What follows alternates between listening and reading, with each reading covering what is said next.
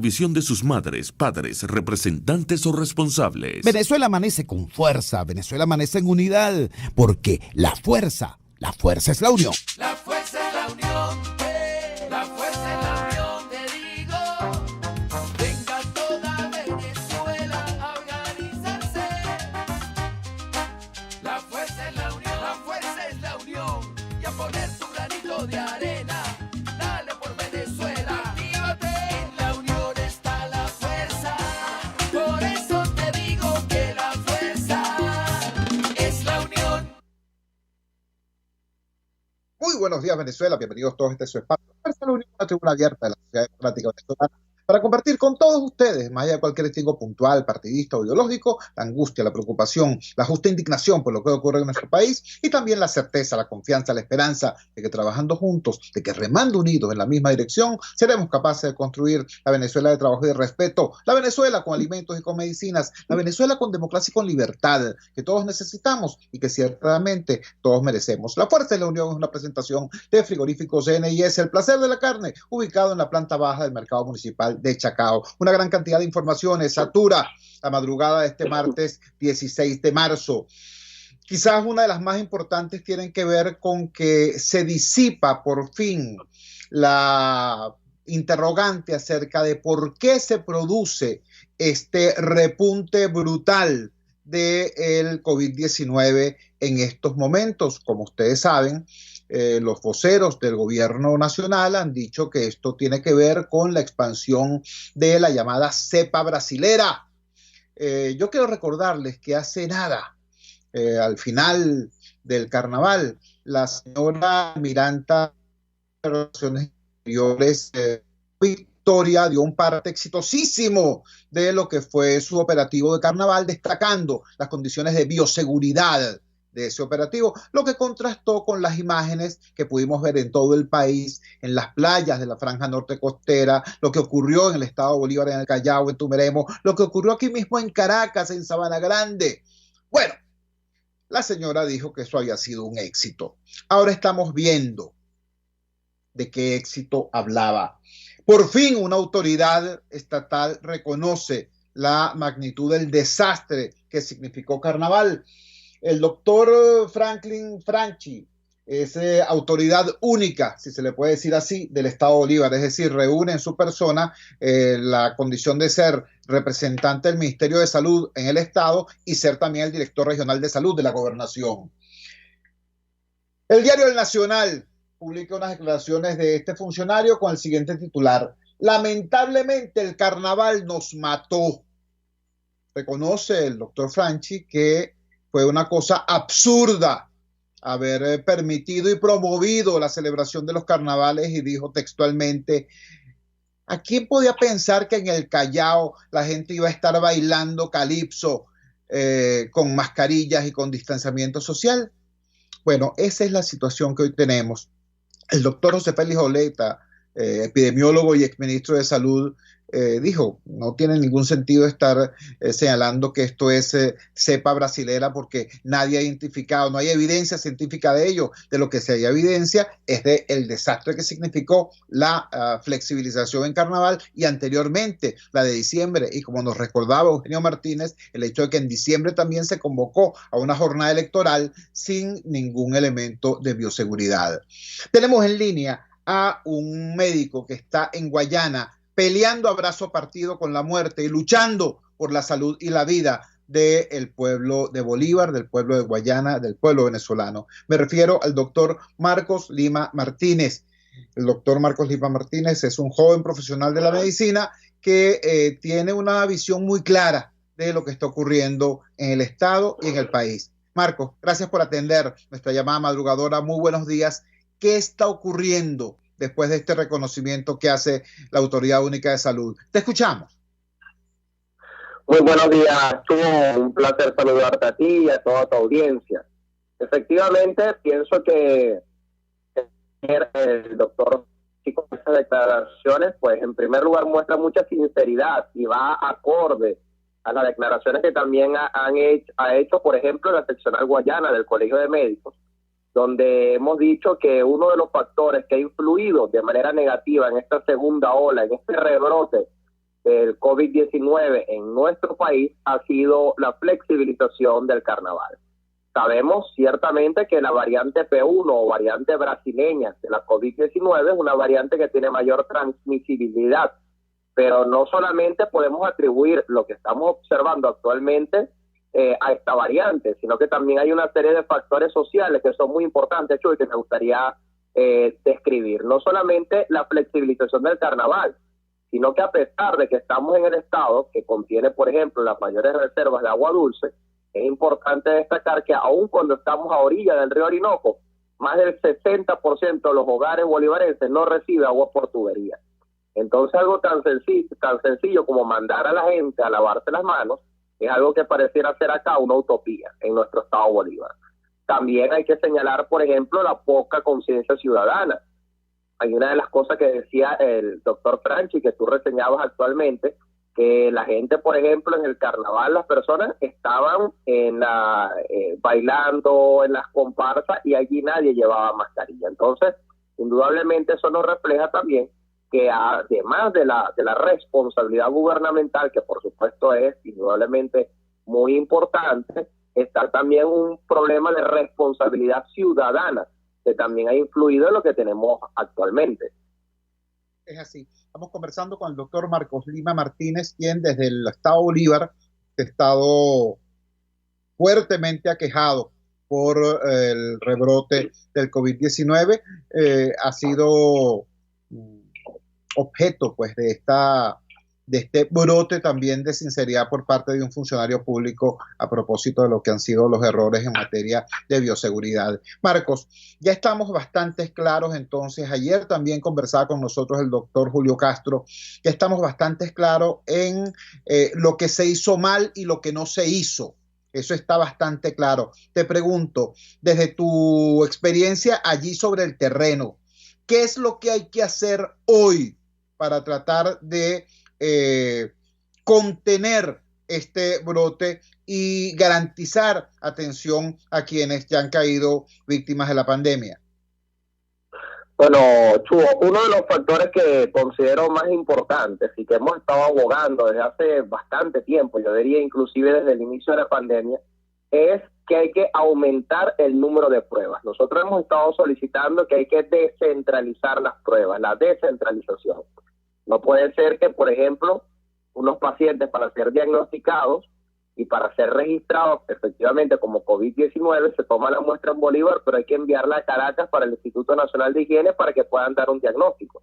Eso, por supuesto, produce retraso y ese retraso trae como consecuencia más contagios. Entonces, ahora los entes oficiales dicen que han enviado para realizar PCR al Estado Bolívar, para realizar pruebas junto con un hospital de campaña. Eso me parece acertado, pero pienso que es algo que se debió haber hecho hace muchísimo tiempo. Otro factor importante, aumentar la capacidad asistencial. Cuando la pandemia estaba relativamente contenida, se pudo haber hecho esfuerzos desde el punto de vista de infraestructura, desde el punto de vista de los hospitales públicos y del Sistema Público Nacional de Salud, para aumentar el número de camas hospitalarias. Eso también se debió haber hecho y es algo que se está haciendo apenas ahora, cuando ya estamos prácticamente con esta segunda ola que nos está arropando. Y el tercer factor, y que me parece que es uno de los más importantes, es acelerar el proceso de vacunación. Todavía estamos en una primera fase de vacunación, donde se está vacunando el personal de salud. Ayer, precisamente en la noche, no sé si tuviste la oportunidad de observar unas declaraciones del Colegio de Enfermería por acá, del Estado Bolívar, donde hacen hincapié de que hay aproximadamente más de 3.000 todavía profesionales de la salud que no se han vacunado. Entonces eso indudablemente nos dice que la vacunación masiva al resto de la población, incluyendo población de tercera edad y población vulnerable, va a tardarse mucho más y por supuesto estas demoras en este proceso de vacunación traen como consecuencia que podamos también tener un mayor número de pacientes enfermos y por consiguiente pacientes complicados. Conversamos con el doctor Marcos Lima Martínez, profesional de la medicina radicado en el Estado Bolívar y que desde allá sobre el terreno nos está dando indicaciones de qué es lo que está pasando con el tema del brote del COVID-19, sobre todo después que la Autoridad Única de Bolívar ha reconocido como causa eficiente de esta grave crisis el manejo poco prudente de la flexibilización en tiempos de carnaval. Marcos, Háblanos del tema de la dotación. Te lo pregunto porque es conocido, es público y notorio cómo el gobierno venezolano ha auxiliado a la ciudad de Manaos, en Brasil, con la crisis que ya se presentó con el brote violento de COVID-19 y la escasez de oxígeno que tenían allá. En gesto solidario fueron remitidos varios camiones con una importante cantidad de cilindros de oxígeno. ¿Cómo está la dotación de este lado de la frontera en materia de oxígeno, en materia de respiradores, en materia del instrumental básico que necesita el médico para poder luchar con la muerte? Bueno, en ese sentido sí hay que destacar que la dotación de oxígeno en los hospitales hasta el momento es adecuada. La semana pasada sí hubo una situación en el hospital Vera Zurita, que queda en Santa Elena de Guairén, donde varios familiares de pacientes se estaban quejando de que quedaba poco oxígeno.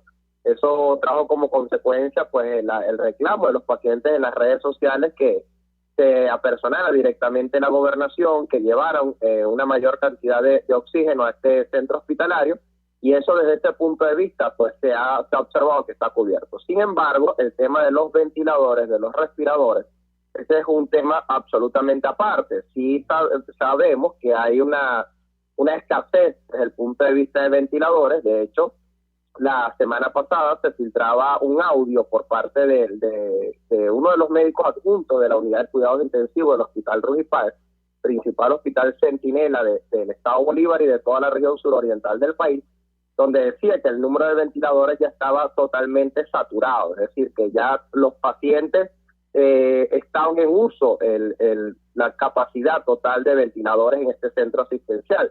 Hay que destacar también una información que decía ayer la Autoridad Única de Salud en el Estado, que decía que tenían 92 pacientes hospitalizados. Eso nos da indudablemente una idea, Chugo, de la magnitud del rebrote acá en el Estado Bolívar, y eso es lo que ha traído como consecuencia precisamente que se enviara un hospital de campaña que precisamente ayer llegó al municipio de Caroní, el Estado Bolívar, y que está tendiente a tratar de aumentar la capacidad asistencial. Sin embargo, me temo que este hospital de campaña no cubre totalmente la necesidad de camas hospitalarias que pueden haber en este estado por el número de enfermos.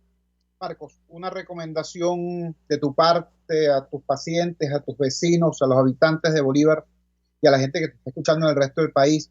¿Cuál tiene que ser la conducta ciudadana ante una situación como esta? Bueno, la conducta ciudadana es que tiene que hacerse un énfasis mucho mayor en las medidas preventivas básicas, Chugo. Aquí tenemos en este momento una situación bastante complicada en este estado. No hay que dejar de pasar de lado, y aprovecho esta tribuna, aprovecho tus micrófonos para recordar que nuestro estado Bolívar es un estado en sindemia. ¿Qué es una sindemia? Bueno, que nosotros antes de que llegara la pandemia ya nosotros teníamos una confluencia de 3 epidemias. Tenemos una epidemia de paludismo, donde somos el estado con el mayor número de casos de paludismo de todo el continente americano. Tenemos una epidemia de difteria, tenemos una epidemia de sarampión y ahora nos cae la pandemia de COVID-19. Entonces, ¿cuál tiene que ser la conducta de los ciudadanos? Pues tratar de quedarse en sus casas. El uso de la mascarilla es indudablemente fundamental. El lavado de manos, que como dije al principio de esta entrevista, pudiera parecer utópico, un estado que a pesar de tener las mayores reservas de agua dulce no tiene suministro de agua por tubería, y por supuesto mantener el distanciamiento social. ¿Cuál es el llamado que hacemos a las autoridades? Bueno, que no se politice el tema de la salud, que se haga un manejo un poco más claro, más transparente de la situación, como al fin se realizó el día de ayer, y por supuesto tratar de descentralizar, que fue una de las grandes victorias que tuvimos en la mal llamada por ellos Cuarta República, y que efectivamente se ha venido perdiendo en los últimos años con los gobiernos que han venido subsecuentemente. Marcos, te agradecemos enormemente que nos hayas regalado estos minutos y que nos des información fresca, información desde el terreno allá en el estado Bolívar. Un gran abrazo y buenos días. Muy buenos días, Chuy, y muchas gracias por la invitación. Marcos Lima Martínez, médico venezolano, joven médico venezolano, trabajando desde el estado Bolívar, informándonos de del impacto que generó en la comunidad de Bolívar y en la comunidad, por supuesto, tiene que ser de todo el país, este reconocimiento hecho por la autoridad única de ese estado sobre el tema, sobre la causa eficiente de este desastre que estamos viviendo. Quisiera compartir con ustedes unos segundos de la declaración del doctor Franklin Franchi. Nosotros donde hemos tenido mayores problemas ha sido ahorita en el Callao, en Tumeremo y en Upata. Es más, el hospital Ruiz y Páez tiene ahorita 92 pacientes y casi el 80% de esos pacientes, por no decir un poquito más, son de esa zona. Esto, lamentablemente, el carnaval nos mató. Nosotros íbamos muy bien y lo hubiésemos seguido teniendo controlado, pero ese carnaval, ¿quién iba a pensar que un carnaval en el Callao la gente iba a tener mascarilla y distanciamiento físico? Eso no existe. Entonces, bueno, todos los demás municipios hicieron su carnaval y ahí tenemos el resultado. Miren, nosotros donde hemos tenido mayores problemas ha sido ahorita. Escucharon ustedes entonces, el carnaval nos mató, literal, ha matado a una gran cantidad de venezolanos. Fueron las palabras del doctor Franklin Franchi, autoridad única de la salud en el estado. Y antes escuchamos el análisis que hacía Marcos Lima Martínez, el doctor Marcos Lima Martínez, peleando por la salud y la vida de sus pacientes, de los habitantes de ese estado. Vamos a la siguiente pausa comercial y ya regresamos con muchísimo más de La Fuerza. La Fuerza es la unión. Usted escucha Unidad, la fuerza es la unión, con Chuo Torrealba por RCR 750 AM. Voz de América. Información precisa, completa, veraz, objetiva e independiente. Directo a tu pantalla. De lunes a viernes a las 2 de la tarde por RCR 750. Hola amigos, soy María Corina Machado. Todos los martes, María Corina estará contigo por RCR 750 AM. Acompáñenme de 1 a 2 de la tarde. Contigo, María Corina. Todos los martes, contigo. Solo por RCR 750 AM. Porque lo bueno une. Ellos y que no saben nada. Y así nos va. El espacio donde se tocan los temas más candentes de interés político y nacional. Y así nos va. En este programa, la picardía y el humor inteligente son los protagonistas. Pura cabilla. Lara y Hernández descosen y revelan los secretos más oscuros del acontecer político. Y así nos va. De lunes a viernes a las 4 de la tarde. Por RCR 750 AM. Opinión, ideas en debate. Usted escucha a Chuo Torrealba en Unidad, la fuerza es la unión, por RCR. Regresamos a La Fuerza es la Unión. Ustedes saben que los ingleses tienen fama de flemáticos. Quien no sepa qué significa el término, googleelo. Flemático es un tipo frío, calculador, tranquilo, sereno. Bueno, sin embargo, los flemáticos ingleses ayer realizaron una enérgica y masiva protesta en el centro de Londres, frente al Parlamento londinense, por el asesinato de una joven mujer. Sarah Everard se llamaba esta joven mujer, cuyo asesinato desató una ola de ira y consternación en el Reino Unido. Leo el despacho de la BBC de Londres. Sarah Everard se dirigía caminando a su casa en el sur de Londres cuando desapareció sin dejar rastro. Esto ocurrió la noche del pasado 3 de marzo. Más de una semana después, el cuerpo sin vida de esta joven de 33 años de edad fue hallado en un bosque en Kent, en el sureste de Inglaterra. Las autoridades detuvieron a Wayne Coulson, un agente de la Policía Metropolitana de Londres, quien ha sido acusado del secuestro y asesinato de Everard. Para los londinenses es terrible el femicidio y esa situación trágica es agravada por el hecho de que el perpetrador sea un policía, es decir, alguien que tiene chapa, uniforme, arma, sueldo, pagado por la sociedad para proteger la sociedad. Bueno, eso ha desatado en Londres, ¿no? En los flemáticos, en los fríos ingleses, esa oleada de indignación. Chicos, este sábado pasado, acá en Venezuela, en Guatire, asesinaron dentro de un calabozo de la policía a una niñita de 19 años porque la estaban obligando a tener relaciones sexuales con un efectivo de la policía, y al sujeto supuestamente se le fue un balazo. Digo supuestamente porque si asesinan a alguien en el contexto de un evento de violencia sexual, eso no es que intentaban obligarla, no, eso se llama violación. Y si murió de un balazo, eso es asesinato. Hay gente que tiene información mucho más precisa porque por su trabajo, por su prestigio, por su seriedad, fueron buscados por las personas que tienen conocimiento de primera mano de esto para hacer la denuncia. Me refiero a la organización no gubernamental Una Ventana a la Libertad. Y tenemos en línea precisamente al doctor Carlos Nieto Palma, fundador y vocero de esta organización de defensa de los derechos humanos. Carlos, gracias por atender nuestra llamada madrugadora. ¿Qué fue lo que pasó en Guatire? ¿Cuáles son las circunstancias de esta terrible situación? Te escuchamos. Sí, hola Chugo, buenos días, gracias por la invitación.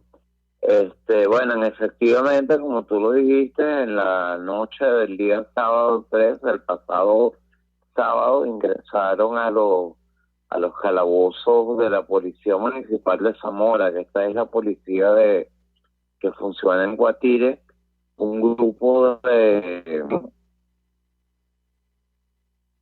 policías, por la redundancia, con el objeto de presionar a las reclusas para tener relaciones sexuales con ellas. Esto trajo como consecuencia que una de las reclusas, Daniel Geraldine Figueredo Salazar, de 19 años de edad, fuera asesinada, porque ese es el nombre exacto que le hay que dar, por el funcionario policial Daniel Alexandre Galarraga Ortega, que dice que se le escapó un tiro que fue que se le entró por una fosa nasal y salió por la cabeza, ¿no? Ella falleció después en el hospital de ahí de Guatire. Era una situación bastante grave primero porque hay denuncias hechas por las reclusas de ahí. Hay un grupo pequeño de reclusas, siete reclusas nada más, 6 ahora con esta fallecida en esa sede policial, que los policías entran a sus calabozos a obligarlas a tener relaciones sexuales, y no solo eso, sino que también intercambian favores a cambio de sexo. O sea, yo te dejo entrar a la visita si tú tienes relaciones sexuales conmigo, yo te dejo llamar por teléfono si tú tienes relaciones sexuales conmigo,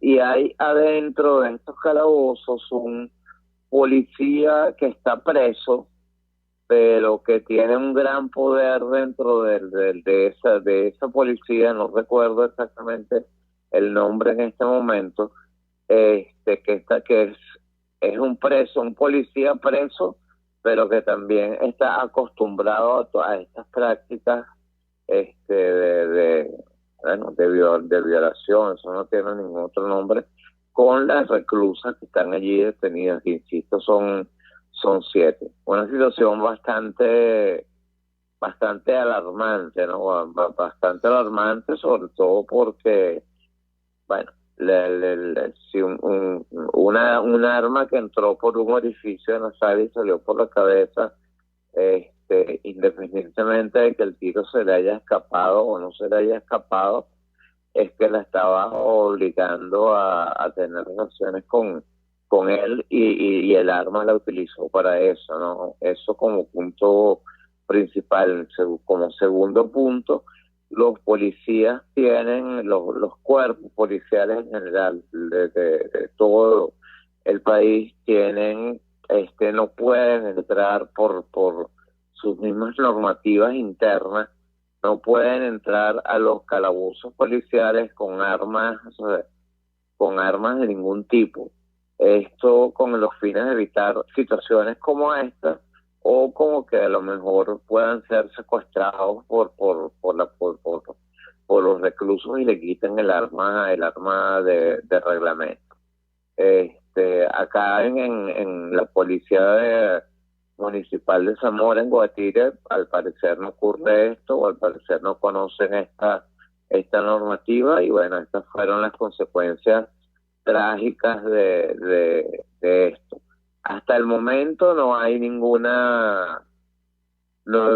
ya esto pasó a manos de la Fiscalía, creo que es la Fiscalía 30 del Ministerio Público en competencia en derechos fundamentales, que está conociendo el caso.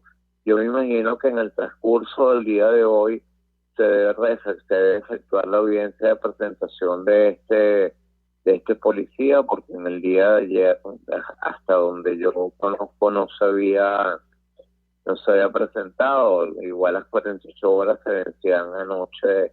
Eso fue el sábado como a las 9:30, 10 de la noche. Se vencían anoche a las 10 de la noche. O sea, me imagino que la audiencia de presentación debe ser hoy martes en la mañana, y veremos qué es lo que pasa, ¿no? O sea, pero es un hecho alarmante que debe alarmar no solamente a la sociedad, ya las organizaciones que trabajan el tema de mujeres han realizado sus protestas diciendo que no es un que es un homicidio, que no fue un tiro por la que tiene ella. Pero tenemos que esperar a ver cuál es la calificación que le da el Ministerio Público y cuál es la decisión del tribunal respecto a esto.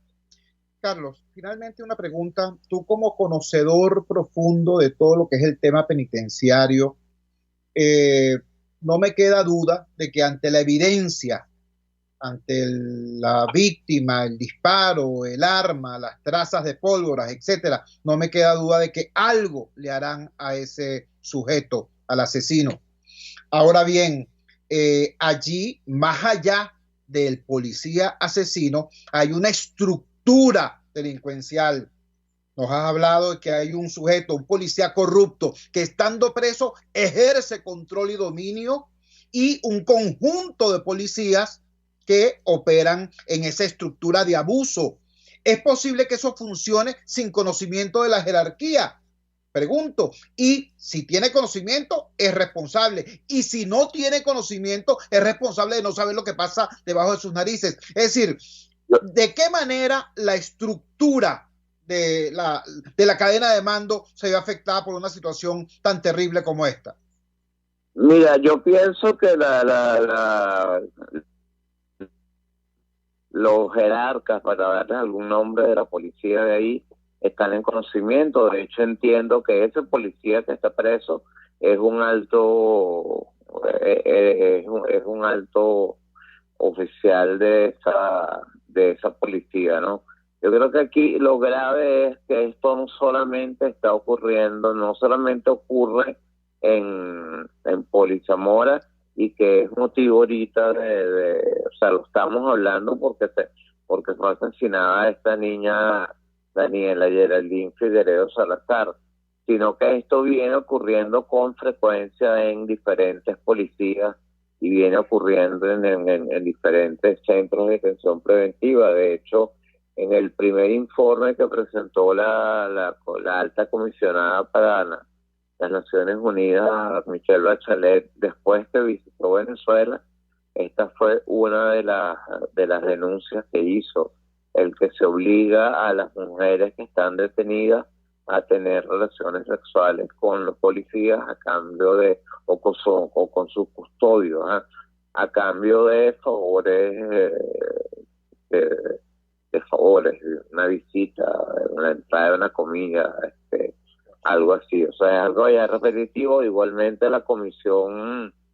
esta que de investigación de los hechos que creó Naciones Unidas también lo dice en su último informe que presentó a todo este tema de las mujeres que son usadas, o sea, de los policías que obligan a las mujeres a tener relaciones sexuales a cambio de algún favor que ellas necesiten, ¿no? Que puede ser desde una simple llamada telefónica hasta que les permitan una visita a una hora no permitida u otra cosa, el ingreso de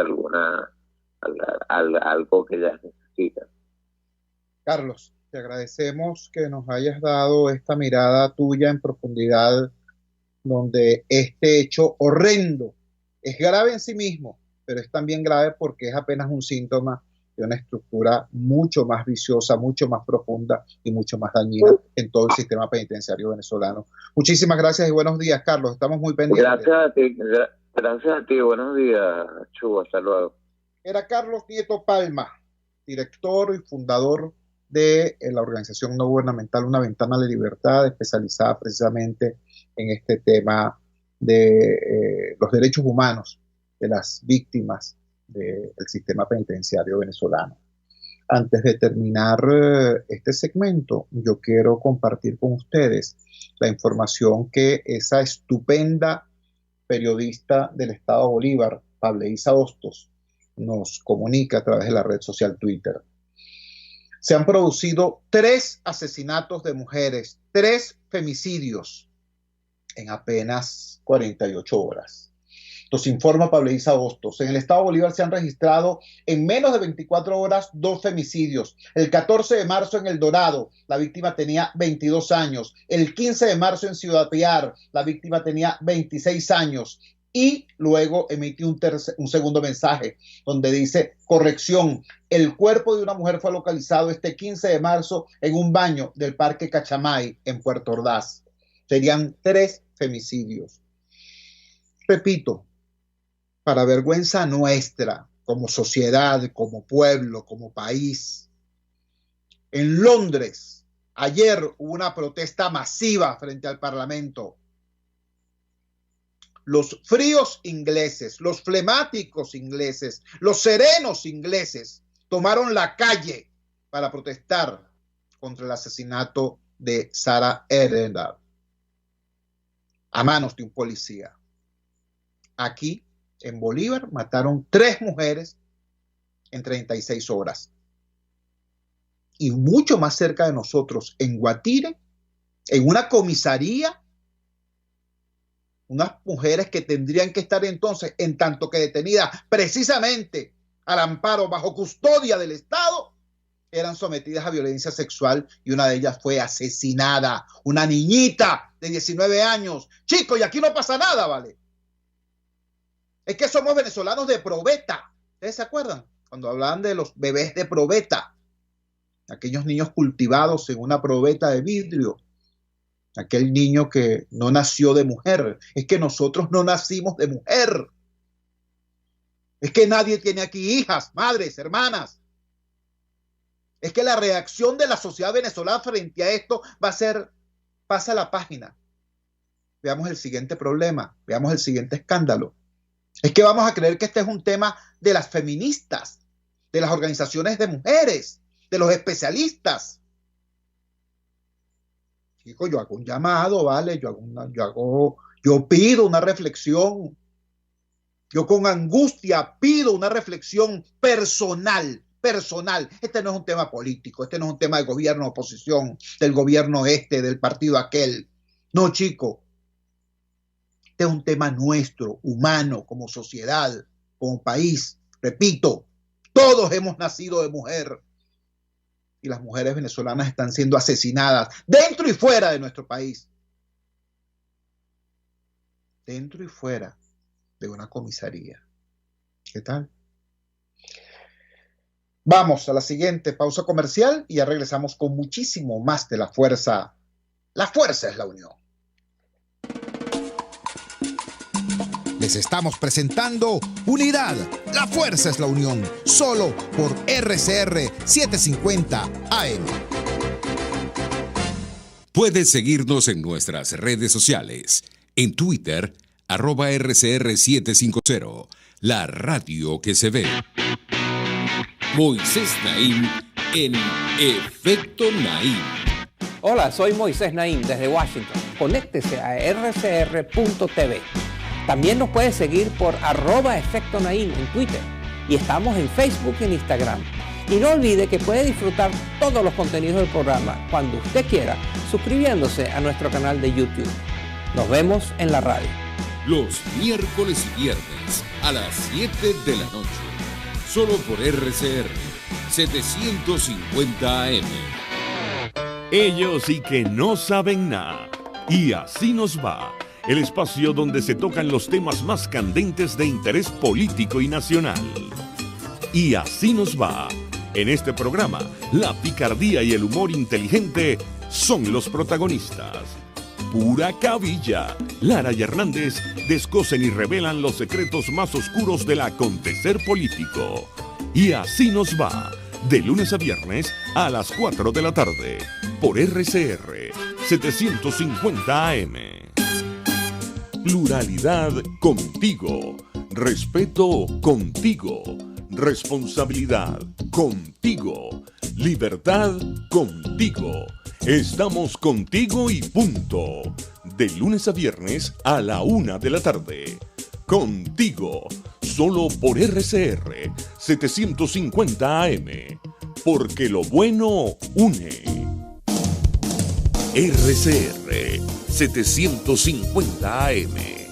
Porque lo bueno une.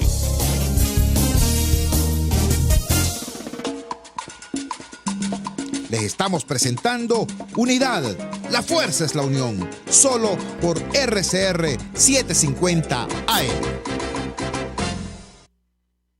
Regresamos a La Fuerza es la Unión y sí, yo sé, ya me han llegado varios mensajes en ese sentido.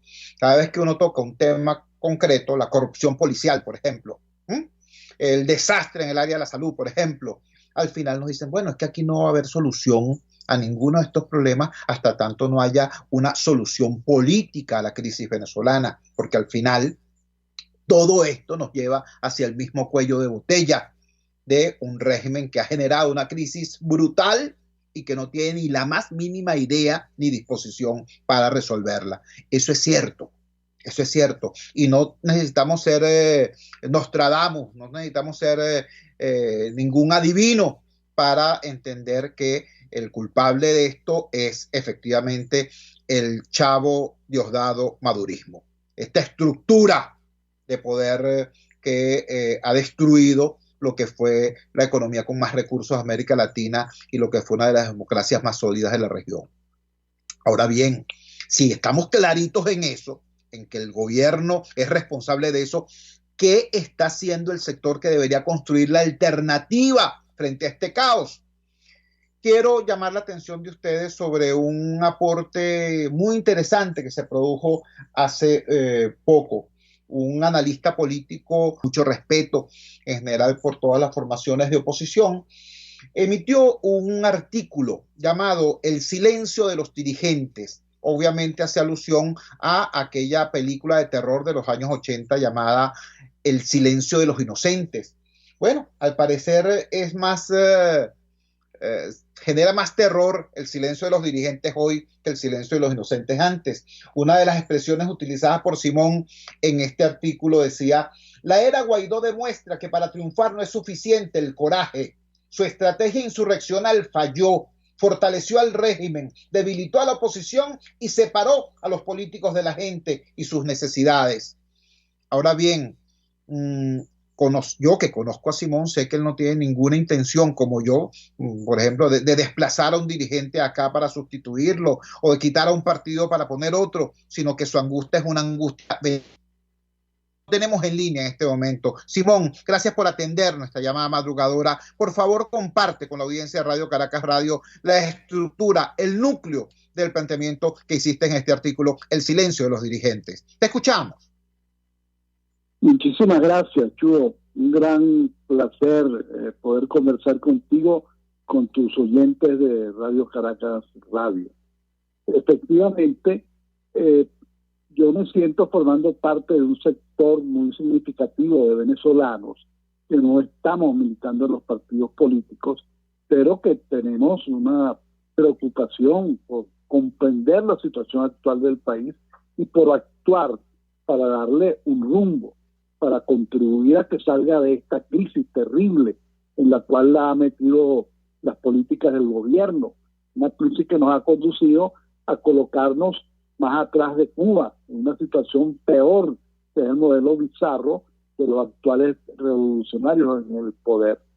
Ahora, por el hecho de que no estamos en los partidos, tenemos una limitación para influir frente a una muy extraña y lamentable inhibición de los dirigentes políticos partidistas que se han sumido en un prolongado silencio, un escandaloso silencio, cuando su función es la de orientar, su función es la de conducir. Y esto está asociado con la pérdida de identidad y de identificación de los venezolanos con los partidos, porque no se sienten expresados ni en la política que ellos tienen, ni en este tipo de conductas evasivas de la responsabilidad. Ahora, bueno, ¿qué le pedimos nosotros a los partidos? Pues que hablen, que orienten. Por ejemplo, hay una demanda interna e internacional de que haya unidad en la oposición, que está sumamente fraccionada, sumamente debilitada, sumamente limitada en su capacidad organizativa de convocatoria y de movilización.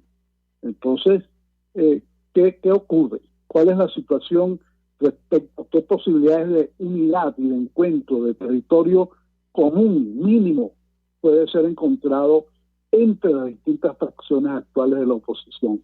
Bueno, que opinen sobre eso, que orienten, que opinen, por ejemplo, sobre qué actitud se va a tener frente a la gobernación, porque no puede soportarse un discurso que cuestiona la participación electoral, pero que por debajo está desesperadamente buscando cómo armar planchas para participar en las elecciones de gobernadores y de candidatos. Nosotros le pedimos a los dirigentes políticos que hablen y actúen y estén en posición respecto a cómo tener una política que nos permita vacunar a los venezolanos contra el COVID. ¿Sí? Ahora, bueno, están inhibidos. Nosotros, entre esa inhibición, han surgido nuevos actores políticos no partidistas que están asumiendo un papel que tradicionalmente no les corresponde, pero que forman expresa la única parte del país de defenderse, de afirmarse, de luchar por reconquistar la democracia. Son actores cívicos, actores de la sociedad cuyo objetivo no es contender el poder, sino mejorar la calidad de vida y las reivindicaciones de los sectores de la población, en particular de los más sufridos. Bueno, este es más o menos el cuadro, este es más o menos el núcleo, como tú solicitas, del planteamiento y de la realidad y de los cambios que se están produciendo en la situación política y en particular en la situación de la oposición. Estamos conversando con Simón García, analista político venezolano, que acaba de publicar en distintas plataformas un artículo llamado El silencio de los dirigentes. Simón, hace pocos días un periodista venezolano hoy en el exilio me preguntaba a través de la red social Twitter que ¿por quién cambiaría yo a Guaidó? ¿Por quién cambiaría yo a Borges o a López o a fulano?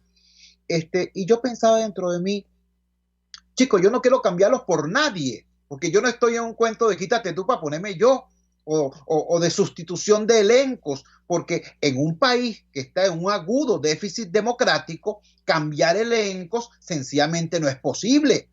De hecho, hoy, ante ese silencio de los dirigentes al cual tú aludes, ante esa desaparición de los dirigentes al cual tú aludes, hoy, independientemente de lo debilitado que pueda estar, el referente de la oposición venezolana en el mundo sigue siendo el señor Guaidó y sigue siendo el señor López. Entonces yo creo que tanto tú como yo, que no tenemos militancia activa en partidos, nosotros no queremos un canje de nombres o un juego de sillas. Queremos que hayan definiciones que le permitan a la mayoría social que está por el cambio, que reclama con urgencia un cambio, transformarse en fuerza política capaz de obtener el poder. ¿Qué crees tú, te pregunto por tu vasta experiencia, qué crees tú que pudiese generar un cambio de actitud y conducta en el liderazgo político venezolano para ponerse a la altura de la crisis, para ponerse a la altura de su propio papel? Bueno, la verdad que yo me siento asombrado por la incapacidad de reacción de los partidos de oposición, que seguramente tienen que ver con la debilidad en la cual están sumidos, con constatar que la mayoría del país va por un camino y ellos van por otro, que estamos absolutamente separados entre oposición y ciudadanía, y eso produce un desconcierto. Por eso la exigencia de los venezolanos y la conciencia que deben asumir los partidos es que hoy es urgente cambiar la estrategia. Si no hay cambio de estrategia, no hay mejoramiento en la situación organizativa, en la capacidad movilizadora, en la construcción de conciencia de cambio por parte de los partidos políticos y por parte de la oposición social, como tú lo llamas, que es inmensamente mayoritaria. Entonces nosotros estamos frente a una incomprensible situación en la cual el 90% del país quiere cambio y no hay quien conduzca y oriente ese cambio. Entonces, ¿qué es lo fundamental? No el cambio de dirigente, es el cambio de estrategia.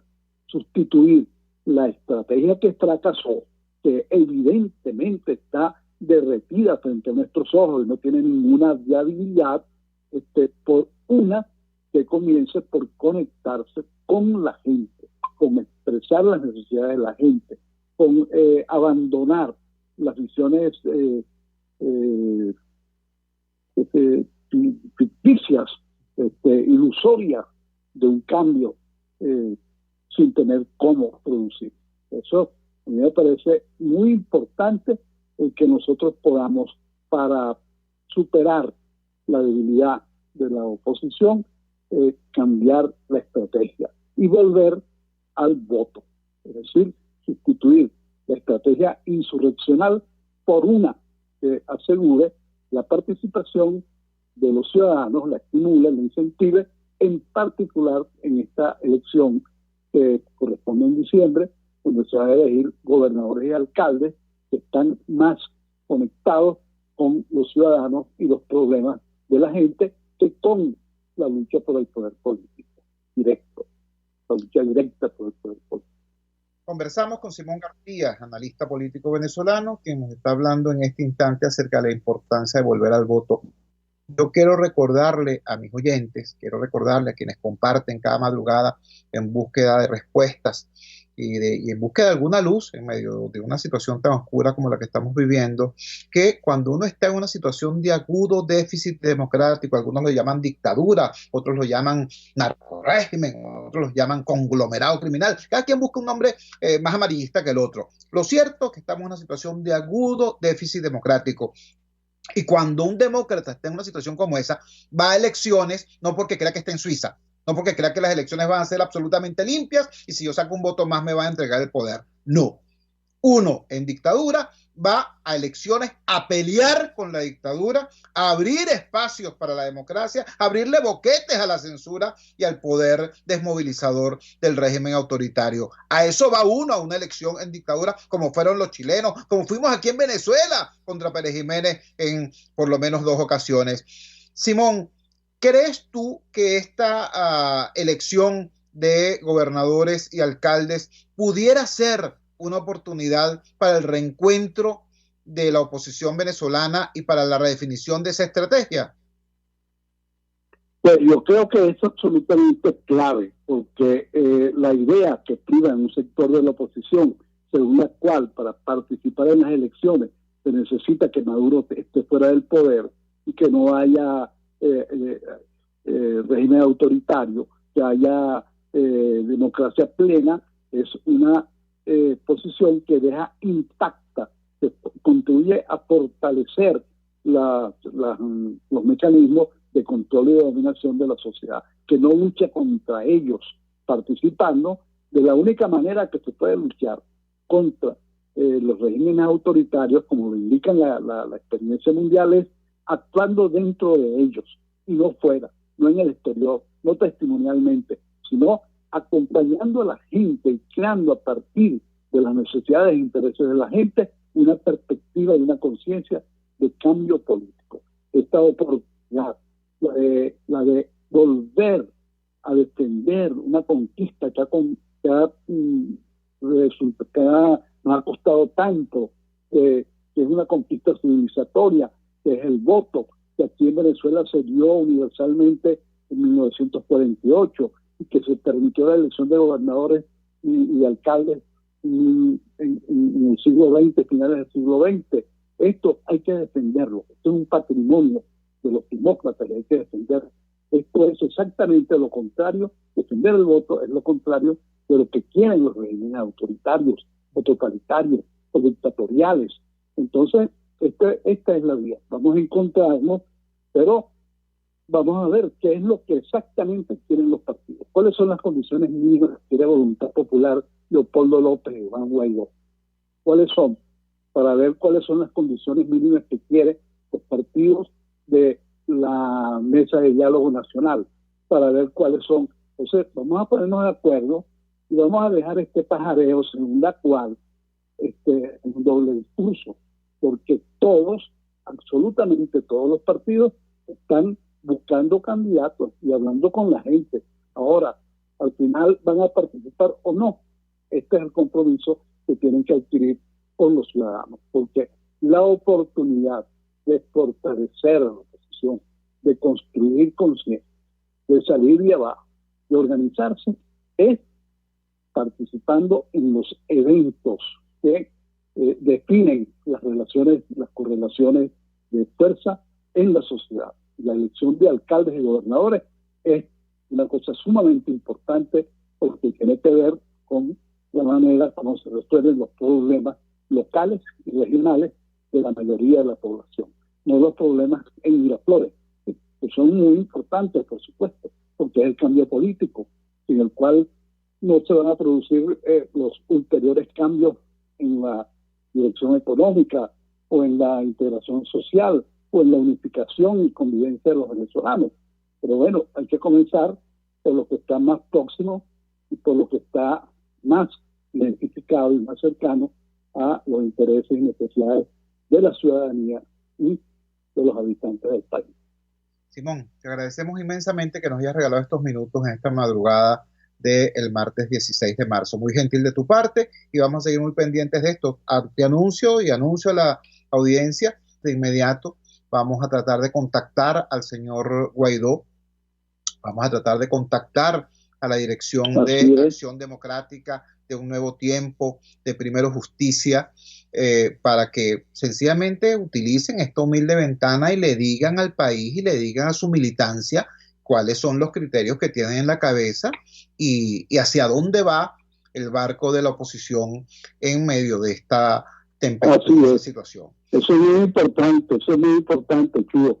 Ojalá que lo puedan hacer y ojalá que ellos salgan de su silencio y que respondan y puedan conversar contigo respecto a estos temas. Muchísimas gracias y feliz día para ti y para todos los oyentes. Gracias a ti, Simón. Simón García, analista político, dándonos este resumen apretado de su artículo que recomiendo ampliamente, El silencio de los dirigentes. Lo pueden ubicar en @chuotorrealba, ahí lo tenemos en nuestra cuenta en la red social Twitter. Creo que es una lectura que vale la pena. Trabajamos para ustedes en la dirección general de la emisora, Jaime Nestares, al frente de los controles estuvo César Arteaga, habló para ustedes su amigo, comunicador popular, activista social, ciudadano en lucha por la democracia y por la libertad, Jesús Chuo Torrealba. Ahora más que nunca, fuerza Venezuela, porque la fuerza la fuerza es la unión. La fuerza es la unión fue una presentación de Frigoríficos NIS, el placer de la carne, ubicado en la planta baja del Mercado Municipal de Chacao. Cuídense muchísimo. Venezuela nos necesita a todos, nos necesita vivos y sanos para parar la caída del país e iniciar su reconstrucción. Un gran abrazo, hasta mañana, si Dios quiere. RCR presentó Unidad, la fuerza es la unión, con Chuo Torrealba, solo por RCR 750 AM. Tarot.